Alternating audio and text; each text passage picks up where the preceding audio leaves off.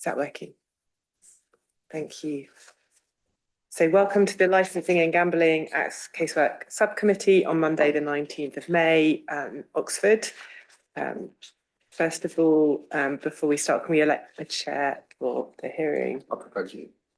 I'll second you. Thank you. I will be chairing the committee today. Do we have any apologies for absence? No. Any declarations of interest? No. Just for me to say that it's not an interest, that I'm a resident in the vicinity of the applicant, not nearby, but in the ward where it is located. But as a councillor, I'm not a councillor in that area. I approach this with an open mind and say I don't have an interest in this applicant. Thank you. So then the procedure for the hearing, I think you have before you, and then we will, I think, invite the applicant in. Thank you.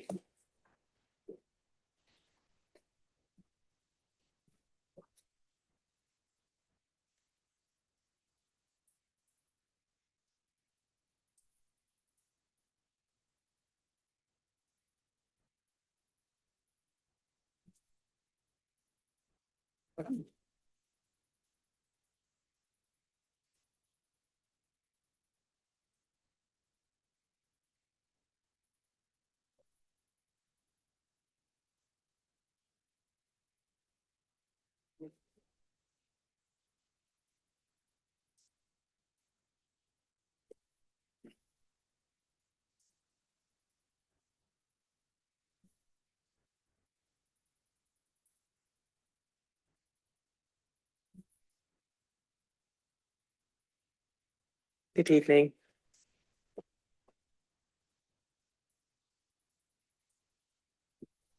Thank you very much for joining us today. My name is Catherine Miles and I'm going to be the chair of the committee today. I'd like to introduce my colleagues who are joining me on the panel.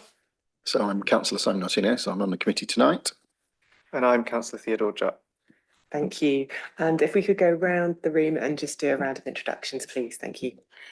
I'm Alison Daly. I'm a solicitor and I advise the subcommittee this evening. Hello, I'm Tanaka Meros and I'm a trainee solicitor. Hi, I'm Hannah Comedy Brown. I'm the clerk for this meeting.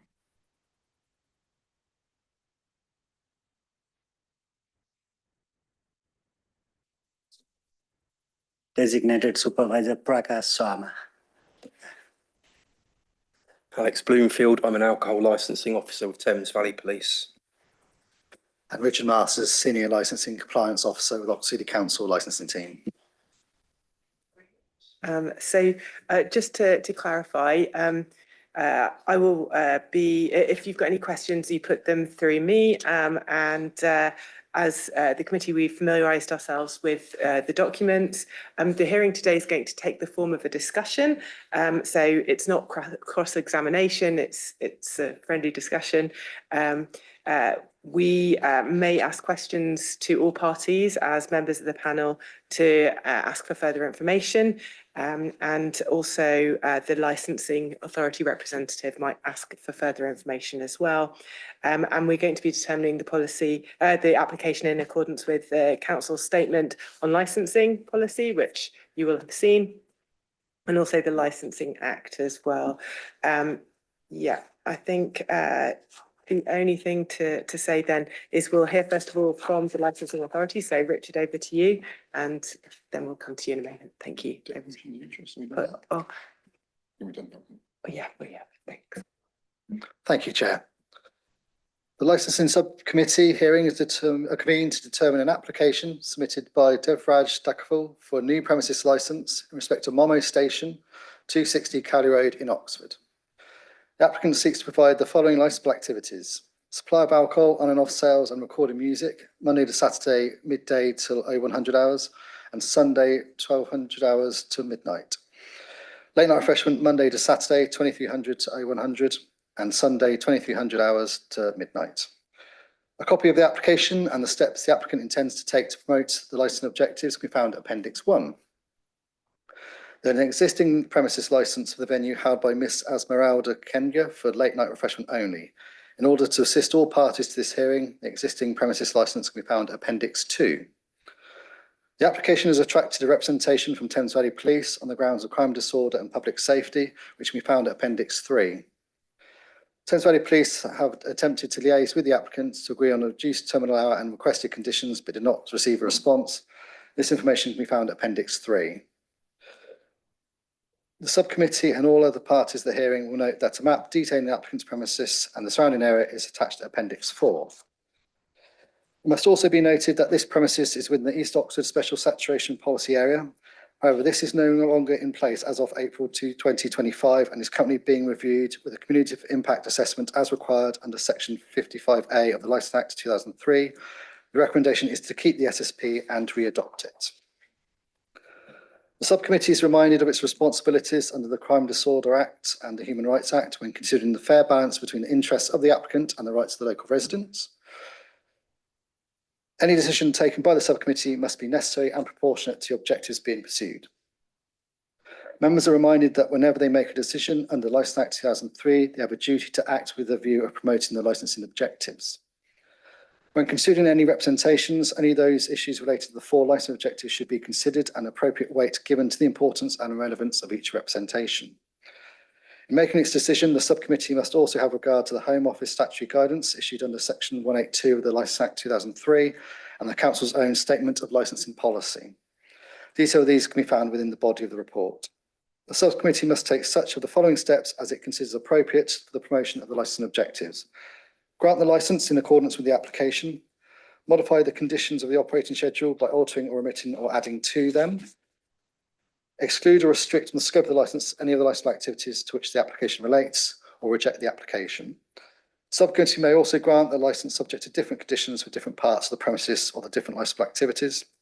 Members should note the applicant or persons making representations have the right to appeal against the decision made by the subcommittee. Thank you, Chair. Thank you very much.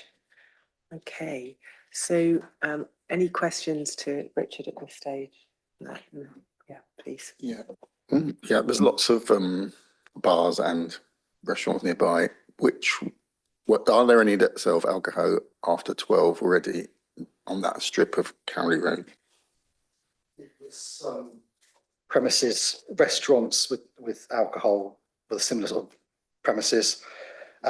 Spas is up until midnight. Afghan cuisine midnight. Cafe Coco midnight. Casbah half midnight. Dose of Darlings got up until 1 a.m. Freeman Lou's 12:30. Central Bar and Restaurant is 23:30. Neff Restaurant is 1 o'clock. Little Yum is midnight. Yoo-Hoo is 3 o'clock, and Yeti is midnight. So there are a handful on with various finish times. Please, Theo. Councillor Jack. Richard, if I understand this correctly, when the ownership or the tenancy of a particular unit passes, so too does the licence. Is that right? Premises licence has to be transferred to a new owner, new licence holder. So under the Act, a licence stays in force unless it's either surrendered or lapses if the previous licence holder goes into liquidation if it was a company, or the death of an individual. The licence can be suspended if the annual fee is not paid, but currently the previous licence is still in force and a premises can have more than one premises licence for that one location. So it has been transferred. It's not. Oh, it hasn't been. It hasn't been transferred. Yes. So it's an existing licence, and this is a new application for a brand new licence. Thank you. Okay, any further questions at this stage? Richard, no. Okay, in which case then we turn to yourselves. Mr. Devraj Jacob, if you could please present the case to us. Thank you. I think he cannot speak English as good as I can, so I will represent his case. I'm Prakash and he's Devraj. So we believe, on the estate, almost every bar and restaurant has midnight plus hour extra, few of them. Then his style of food goes well with alcohol. End of the day, he's there to do the business. And we will follow all the licensing act guidelines to sell alcohol only with the food. Therefore, I think he believes he deserves to sell alcohol with food until 1 o'clock. if, you're not happy, authority not happy, he would be happy to get license until 12. That's what he told me. Thank you. Is there anything else that you'd like to add about the application? Yeah, he told me he deserved to have alcohol license. He fulfilled all the application, advertisement, and all that relevant thing he needed to do. I think everything in your hand, and he would be happy to have alcohol license to sell alcohol with food until 1. If that doesn't, you're not happy with it, authority not happy with it, he's happy to sell alcohol with food until 12. That's all he want to say. Thank you very much for that. Thank you very much. Colleagues, Simon and Thea, have you got any questions for the applicant, please? Councillor Jupp, please. Hello, thank you for coming. Could you please outline your prior experience in managing or owning this sort of business? Yeah, I opened pub in Howard Street since 2008. Business is still goes on. I opened another pub in Killington that is still going on. So since 2008, I'm on this alcohol trade. If you look at our premises and license, we never breach anything. And I'm not just after money, I'm after hospitality, good service, good food, good quality alcohol. That's what I do. That is my experience. And I would not sell alcohol to make money. I would sell if somebody respect my service, food and drinks, then I would sell it. That's the law we have, our one law. Thank you very much. Councillor Tino, anything, questions? Yeah, have you, is this on? Yeah, have you read the suggestions from the police that I think are on page 48 onwards? I was aware, so I'm really sorry how we missed the correspondent of Thames Valley Police. I really regret that. I heard they had they made a call. I was in Belgium for, a few days. I missed that call. I couldn't correspond to them. I regret that. And since we made an application, I haven't followed their guidelines, but I would follow. So you haven't yet? I haven't read. Okay. Yeah. Would you like time to read them? Yeah, now, quickly. because please. it's probably quite key that you understand. Yeah, sorry, what I they're- just came they're back day requiring. before yesterday. They might be I'm requiring. really sorry. So everything was everywhere. So we just give you a few minutes to have a look at that from Thames Valley Police, and we will be coming to Thames Valley Police shortly to present the objections in line with their communication. Thank you.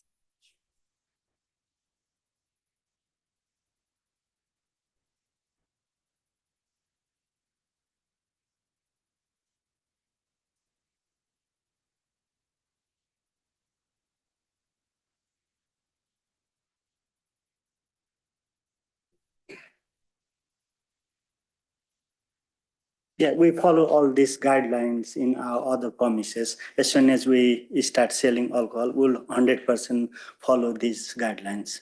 Yes, we do. Okay. Any further, thank you very much for that feedback. Any further questions from the panel? Councillor Jupp, please, thank you. Thank you. I'd like to have an idea of the split of work at the premises at the moment. So if I understand rightly, so you're the general manager. Yeah. But how do you fit in being the general manager of these premises with also running these other businesses across Oxford and the area that you've spoken about? All the other businesses are on partnership. So all our restaurants have manager and designated supervisor there. So other business already have thing. With new business, I'm helping him to grow at So- the Momo station. At the moment, I'm there. So you're full-time in Cali Road at the moment? Yeah. And for how long will that be the case? It will, I don't know, 6 months, another 6 months. I will see, and once everything is settled, then I will put another supervisor, and I'm in Oxford anyway. Okay, thank you. Thank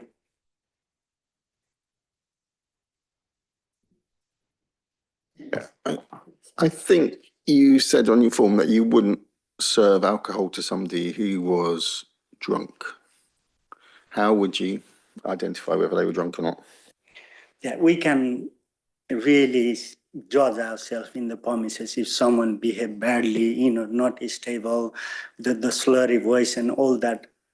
According to my experience, I refuse to sell alcohol to those kind of people. If somebody is wobbling or not talking directly and so on, so many different physical, situation I value upon. So I think from the diagram, there's 9 tables in the restaurant. Yeah. Is it only table service, or do people come and queue up? They don't come and queue up. So it's just table service? Yes. How does the takeaway element work then? Because it's not a huge space. Where do people Most want of the takeaway wait outside. If one of us or some of us, like a staff busy, they come up to the little bar area, and we hand over the takeaway to them. Is the takeaway all delivery takeaway, or is it people coming there? Collection, they come and we use Deliveroo and all these platforms to sell food. So Deliveroo wait outside most of the time. If it is raining, sometimes they could walk up to the, little standing bar. You seen it? Yeah. I suppose I'm worried about people that might come out of one of the other pubs at 12 o'clock and fancy a takeaway and be, I suppose what we don't want them is hanging around, potentially quite drunk, just outside the cafe. No. It's quite a small, if you've got people sat at those 9 tables, I'm not sure We where don't- anybody is going to be coming to waiting for their takeaway. That doesn't happen usually, and we would not let them stand by our little bar for takeaway. We'll make sure they sit down and wait for their takeaway if they are good. Is there a capacity on the building? Is there a safety limit, the number of people that are allowed in? Yeah, we wouldn't allow over number of people anyway. So about 42 people maximum sit down there. Councillor Jack. Could you tell us about the role that Mr. Darkal will take in the day-to-day running of the business, please? He's the chef and he does all the cooking preparation in the kitchen. Thank you. A question from my side, please, around the recorded music. Could you just explain what kind of music would be being played? Is the intention for it just to be like a radio in the background, or what's the Not intention radio, of the all music? these, instrumental, plus sometimes Nepalese folk and not hip hop or pop, nothing to make people dance or beat there, nothing like that. When you go to the normal restaurant, there's a background music, either flute or some kind of Nepalese folk music. It's a soft version of it. Just in terms of training as well, you referred to the saying that you would follow what's before us that the police has communicated as potential conditions, which sets out some information regarding training. Could you explain about your experience setting up a training system to train colleagues on managing the serving of alcohol, please? Absolutely, yeah. There is a challenge 25 rules we follow.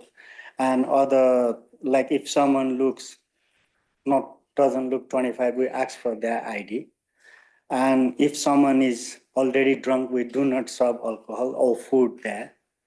And measurement is there. We will serve 2 types of alcohol, 1 white, 1 red, and then 2 whiskeys and bottle beer, 1 from Nepal and Dumba English ale. So they know. I will train them. The biggest thing is just to challenge the age and the person, if not fit to serve, and we wouldn't serve. The measurement, I will teach them what measurement we're selling. We sell with the measurement, with the price, so there is nothing can go wrong. Thank you. And a following question regarding the CCTV.